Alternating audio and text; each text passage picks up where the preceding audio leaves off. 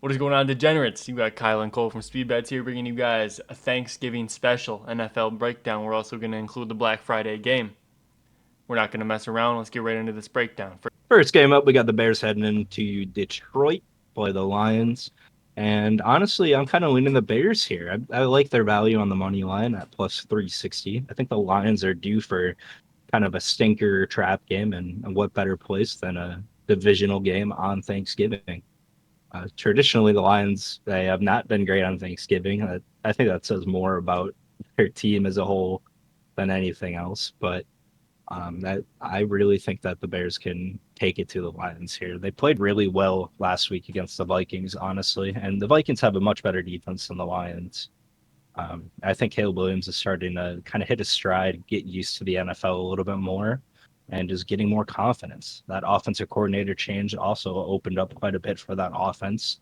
They're using DeAndre Swift a little bit more in the passing game as kind of a check down option in case there's nothing there downfield for Williams. And obviously, they still got DJ Moore. They still got Cole Kmet. They still got Roma Dunes. They still got Keenan Allen. So I think that this could be a pretty good day for the Bears offense here. Obviously, the Lions are a great team, excellent, one of the best in the NFL, just insane at damn near every position. But I think that the Bears money line are just worth the sprinkle at that plus 360 value there. Yeah, I was going to be on the Bears spread, but I'm not going to say I like the money line, but I understand it. Can't forget last year the Packers on Thanksgiving marched into Ford Field and just obliterated the Lions. That game was not even remotely competitive. I just Yeah, I think the Bears have the potential to keep this close. Division games, when you see these tall spreads in division games, you tend to see upsets like last week. We had Tennessee and the Texans. Whole world seemed like they were on the Texans, and then Tennessee wins outright. Some shit like that. I mean, we got another one coming up here with the Chiefs and the Raiders. It's a little interesting. But yeah, I do like that. I like the Bears plus 9. I think they can keep it close. The new offense is looking a lot better than it has been. Super close games with the Packers. Just every game is close with the Bears recently. And I think that's important to note when you have a 9 point spread. Even though the Lions have been dominating, I do think they'll take a step back here and just kind of win a closer game. Then we got the Giants taking on the Dallas Cowboys. Now, I think the whole world was hoping that the Cowboys would pick up Daniel Jones and Daniel Jones would spank the Giants on Thanksgiving, but that didn't happen. He's a Viking, it seems, so it's a little interesting there. I think the Cowboys are going to kind of walk away with this one.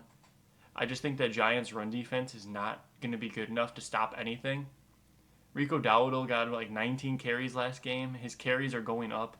If they use him even close to as much as that, I think he has like 100-yard potential. I mean, this Giants, they're allowing 5 yards per carry. And Rico Dowdle isn't good, don't get it wrong, but if you feed him enough, he's going to get the carries, he's going to get the yards. Super low over under, which screams close game to me. But I think the Cowboys are going to kind of walk away with this one, win by maybe 5, 7, something like that. Yeah, I agree. It seems that CD Lamb has actually been getting more targets with Cooper Rush as well. He's been getting more receptions, and I think his line's at 6.5 right now for about even money. I don't mind that spot at all. They've been leaning on him pretty heavily in the passing game. Just he's pretty reliable out there, and Cooper Rush has not had too much experience, so he's always going to be looking for him and knowing where he is on the field. So I think that's a pretty solid option there. And like Kyle said, Rico Dowdle has been killing it recently, and Giants not a great run defense. But yeah, I agree. I like the Cowboys -3 here. I think they get it done at home on Thanksgiving. Next game up, Dolphins, Packers. I'm going to keep this one simple. I think the Packers are going to put the belt to the Dolphins' ass. I think -3 for the Packers at home is a joke. I understand Tua's back. Guess what Tua's going to do? He's going to throw an interception. Give me the Packers defense to score a touchdown anytime at plus 450.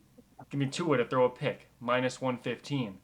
That line is going to climb. I bet that's going to finish around like a -140. Tua's throwing a pick. Fact of the matter. And then another degenerate bet with that. Give me X, Xavier McKinney, to intercept that pass at plus 520. Tied for the most in the league in interceptions. Tua's going to drop one right in his hands. Not even going to be a tip. It's going to be right to him. You're going to be wondering, what the hell is he doing? I don't think the Dolphins are going to be able to get shit started. everyone is talking about the weather and how it's not going to be that big of a deal. You see the coaches joke, it's like, oh, I'm throwing ice cubes at the players to get them ready for the cold weather. Dude, when you play in Miami, you come to Green Bay, you're fucked. Straight up. The weather up here is no joke. We saw that at the Dolphins playoff game against the Chiefs. The Dolphins were looking to be almost the better team coming into that game, and then the weather hit them, and they're fucked. They can't handle the cold.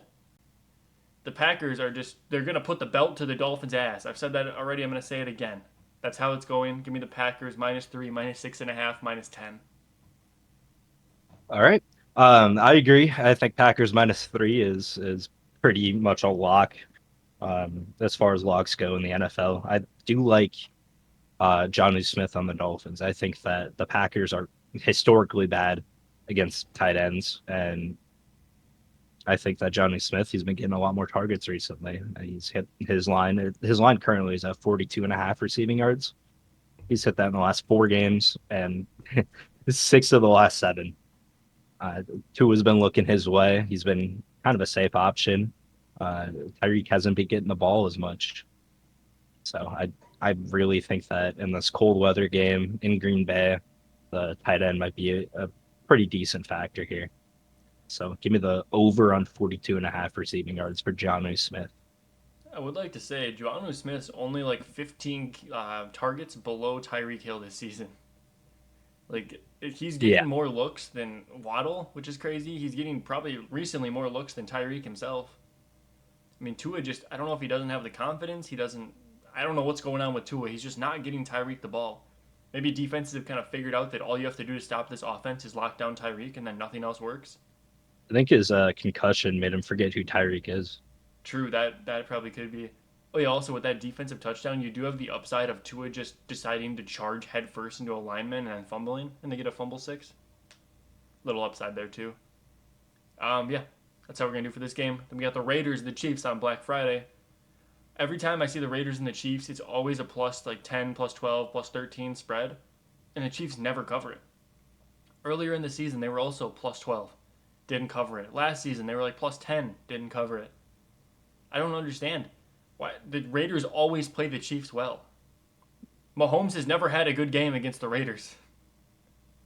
I think Mahomes has thrown a pick every time he's played the Raiders. Like, I don't understand. Give me Mahomes to throw an interception. Give me the Raiders +13. I'm not going to call on Raiders upset. They haven't really beat the Chiefs ever. They're definitely going to keep it within 2 touchdowns. Are you kidding me? I think if you wanted to Dude, do the Raiders +14.5, you could whale that. that this is a particular matchup I look for pretty much every year, the 2 times that it happens, because like Kyle said, the spread is always around this double digit mark in favor of the Chiefs, and it just never gets covered by them for whatever reason. It's that divisional game. Raiders know the Chiefs better than damn near anyone else in the league. They play them super close. They don't win, and when I say two, within 10 points, a field goal and a touchdown, it's never really 2 touchdowns that the Chiefs win by. I like the Raiders a lot here, +13, and I agree the +14.5 alt line that could be a mega nuke. And then give you guys a couple props here. We have these 2 props are going to be kind of contradictory in a way, but they both work. Okay, we're going Patrick Mahomes under on his longest reception. Ever since Rashi has been out, he has not hit this line. Only hit it once this season, and that was I think he said twice this season. Sorry, once to Rashi and once to Worthy in like the first game of the year. Worthy has not been that role. He's not been the deep threat ever since Rashi's went out. He's been kind of getting like the rushes, the end arounds, or whatever you want to call them. Just those little tiny yards, like 2 receptions, 10 yards type of guy. Then we have Travis Kelce over 18.5 longest reception. He's been crushing this recently. His target share is insane, as it always is in the regular season. His production starts off slow, and then he ramps up towards the playoffs, and then in the playoffs he'll get his 100-yard games. That's just the Travis Kelce life cycle. He's been ending around the mid-20s, so Mahomes can go under his 35 while Kelce goes over his 18 very easily, and it's happened in the past 5 games straight for both of them. Alternatively, we have Brock Bowers over 60.5 receiving yards. I love this play. The Chiefs are the worst in the league at allowing yards to tight ends. Brock Bowers leads the league in tight end target percentage. I mean, Aiden O'Connell's going to be starting. It doesn't matter. Gardner Minshew, Aiden O'Connell, Brock Bowers is getting the ball. He's their only offensive weapon. And I love that spot for him.